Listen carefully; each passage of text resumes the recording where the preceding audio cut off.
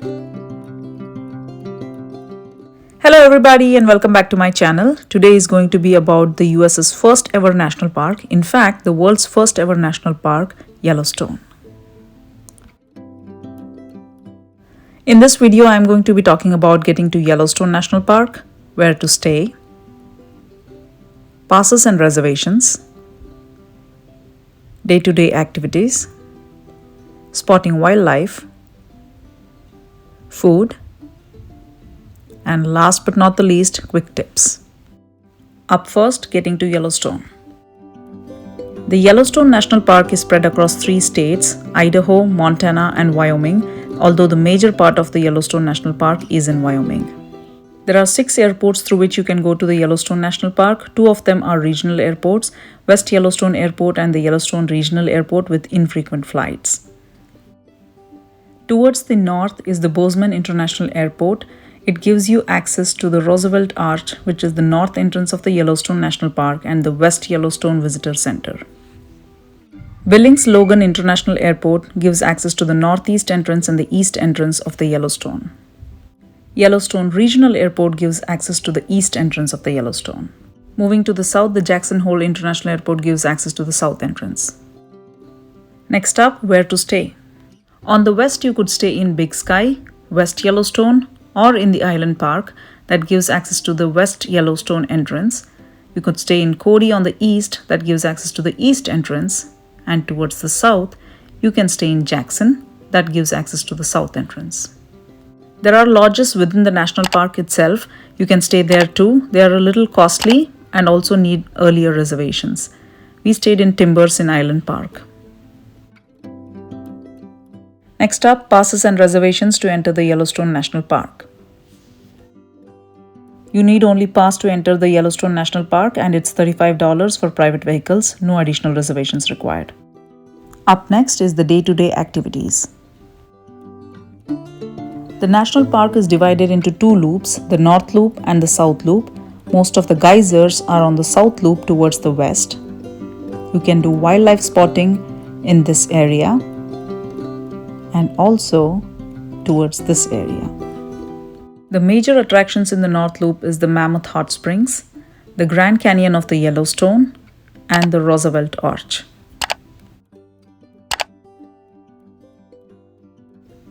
Day 1, we just had half of a day, so we started with Old Faithful.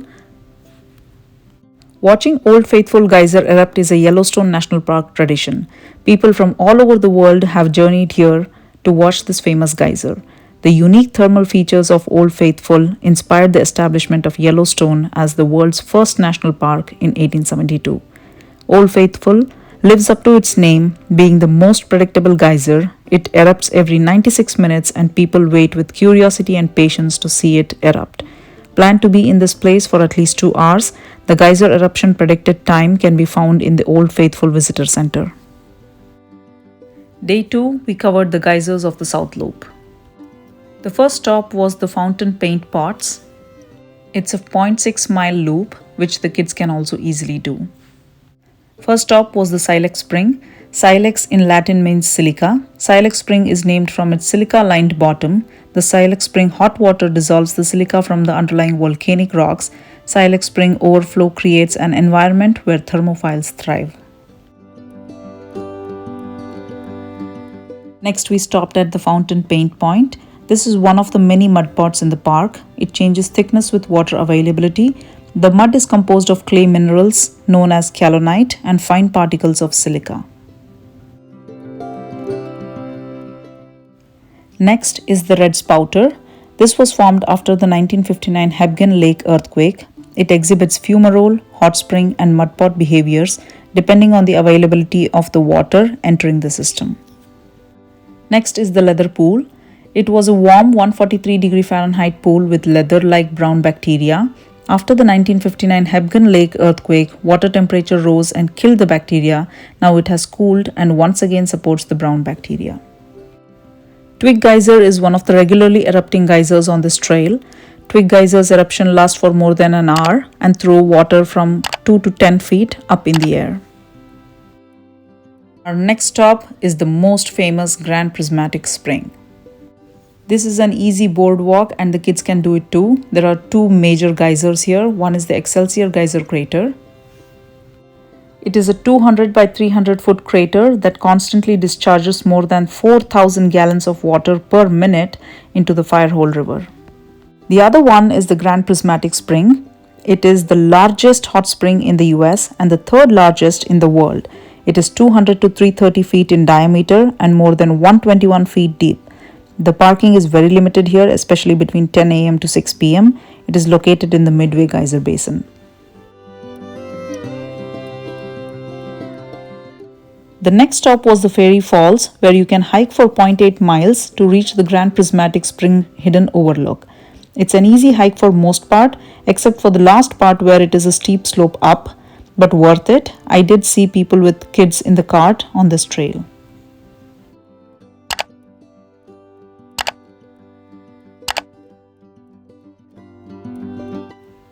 The next stop was the West Thumb Geyser Basin. It overlooks Yellowstone Lake. The boardwalk trail has two loops. The outer loop is half a mile and the inner loop is quarter mile in length. There is designated accessible parking. As you can see, there are geysers even within the lake. This is a very easy hike for the kids, so make sure that you're taking them with you. Our next stop was the Mud Volcano area. The next one was the Dragon Mouth Spring. An unknown European American gave this name. Its previous names have included Gothic Grotto, Blowing Cavern, and the Belcher. Next was the Mud Volcano. Nathaniel Langford saw this as a seething, bubbling mass of mud. It's likely because of the violent eruption blew out the cone side, leaving the crater you see today. This spot has the most pungent smell of sulfur. Next, we stopped at the Grand Canyon of the Yellowstone. The Grand Canyon of the Yellowstone River expresses the park's complex geologic history in the dramatic colors and shapes. This too is an easy walk and offers a great view of the canyon and the river. With this, we ended our day 2. Day 3, we completed the Grand Teton National Park in the first half and then came back to go to the North Loop. In the North Loop, we first stopped at the Roaring Mountains. Roaring Mountain is a large acidic thermal area that contains many steam vents called fumaroles. In the late 1800s and early 1900s, the number, size, and the power of the fumaroles was much greater than today. Next, we stopped at the Upper Terrace Drive. Upper Terrace Drive is a one-way scenic 1.5-mile long road that winds among the hot springs and travertine formations. The Upper Terrace Drive becomes a groomed cross-country ski trail in winter. Next, we stopped at the Mammoth Hot Springs. Mammoth Hot Springs is a large complex of hot springs on a hill of travertine in Yellowstone National Park. It was created over thousands of years as hot water from the spring cooled and deposited calcium carbonate. Those are all of the places we visited in Yellowstone National Park. Next up is spotting wildlife. Wildlife can mostly be seen in these places. Yellowstone is home to a wide variety of wildlife including elks, black bear, grizzly bear, bisons, deer, and many more. We were able to spot elk, reindeer, bisons, and a bear.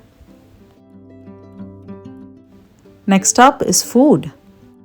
Outside the national park on the west, there is a canyon village that has a wide variety of options for food. Within the national park, Old Faithful Inn also has good variety of choices. The Old Faithful Visitor Center also has a cafeteria inside. My kids enjoyed eating ice creams. It's time for some quick tips. There is no network coverage within the national park, so download the offline map. Go to the Google map, search for Yellowstone National Park, click on the 3 dots and click download, and it downloads an offline map. It is going to be very handy. Tip number 2, always walk on the boardwalks. The land has a lot of sulfur and is acidic in nature, and there can be a lot of bacteria, so it's important to walk on the boardwalks. Tip 3, stay close or hold on to your kids at all times. Kids are curious and can get easily experimental, so make sure that you're holding on to kids or watching at them at all times. Fourth tip is to layer up. Yellowstone is at an elevation of 8,000 feet, so it can get easily windy and cold there. Tip 5. Be prepared for traffic. Yellowstone has a lot of visitors and hence traffic is bound to happen. If you already have the park pass, make sure you are entering the right lane to get through quickly. Tip 7. Visiting the Old Faithful itself will take 2 to 4 hours. Be prepared because it is a timed eruption and there is a time involved to reach the place, so it will typically take 4 hours. Tip 8. Before entering the national park at the visitor center, make sure that you're recording the timings of all the eruptions and plan your trip accordingly. Next tip is to subscribe to the YNP alerts by texting 82190 to 888 This will give you all the information about any kind of trail closures or any changes that happens while you are in the Yellowstone National Park. Next tip is carry a mask if you need because you will smell sulfur everywhere in the national park. Yellowstone National Park was very unique and one of a kind. If you like my videos, please do like, share and subscribe. Until we meet next time, Namaskara.